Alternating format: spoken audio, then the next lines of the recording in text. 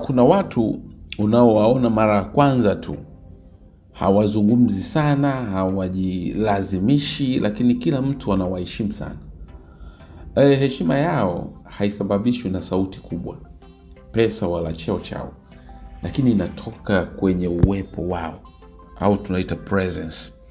Leo nitakuonyesha jinsi ya kushinda heshima ya watu hata ukiwa kimya kabisa, kwa kutumia saikolojia ya binadamu, mifano halisi na tabia ndogo ndogo ambazo watu wengi huzipuuza. Kama unapenda content za maisha, akili na maendeleo binafsi, hakikisha una like, una subscribe na ukae hadi mwisho, kwa sababu kipengele cha mwisho ndicho watu wengi hukosea. Kwanza, ukweli mchungu kuhusu heshima. Heshima haiombwi, wala heshima haishurutishwi, na heshima haitokani na kuongea sana. Kwa mujibu wa psychology, watu hukuthamini sana ndani ya sekunde 7 za kwanza. Kabla hujasema, wameshaona mwili wako, wameshaona macho yako, wameshaona ulivyojiamini au la. Heshima huanza kabla hata ya maneno. Jambo la pili, nataka nizungumzie lugha ya mwili, body language. Watu wanaoheshimiwa bila kuzungumza huwa na vitu hivi. Moja, msimamo wa mwili, posture. Simama wima, mabega yasijikunje kunje, kichwa kikiwa juu kidogo. Saikolojia inasema mwili wako unawasiliana kabla mdomo wako. Lakini pili, harakati tulivu. Hawafanyi haraka haraka, hawachezi na mikono ovyo ovyo. Kila hatua ina utulivu. Utulivu ni sawasawa na nguvu ya ndani. Lakini sehemu ya tatu ni macho. Hii ni silaha ya kimya. Macho ni chanzo kikubwa cha heshima.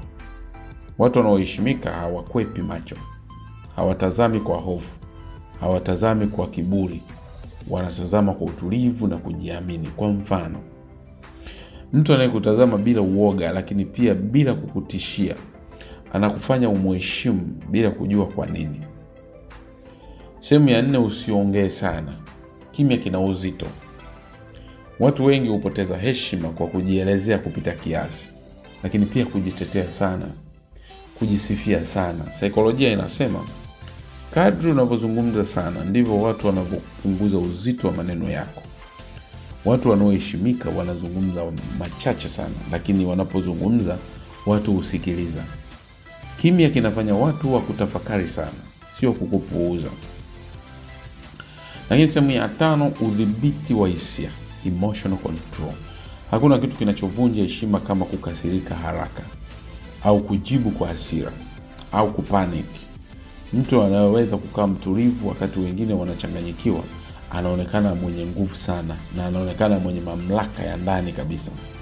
Mfano wa maisha, ukimuona mtu kakasirika hata kichokozo, unaona hakasiriki hata kichokozo, akili yako inamchukulia kama mtu wa ngazi ya juu sana.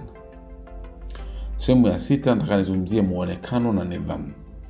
Hii si kuhusu kuvaa ghali au kuvaa mavazi ya bei kubwa, bali ni kuhusu usafi, mpangilio na nidhamu binafsi. Saikolojia inasema muonekano wako ni ahadi ya tabia yako. Mtu aliyepangiliwa nje, akili nadhani pia amepangwa ndani. Sehemu ya 7, watu wanaheshimu wasiohitaji kuthibitisha. Watu wanaoheshimika hawalazimishi kuthibitisha thamani yao. Hawahangaiki kupendwa, na wala hawajipendekezi.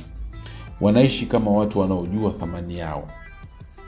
Na hiyo inatuma ujumbe huu kwa akili za watu: kama huyu hajihangaishi kabisa, basi lazima ana kitu cha maana. Heshima ya kweli haipigi kelele, haijitangazi, haitafuti ruhusa. Inatoka kwenye utulivu, kujiamini, nidhamu, lakini pia kimya chenye uzito. Ukianza kubadilisha vitu hivi leo, watu wataanza kukuheshimu bila hata kujua kwa nini.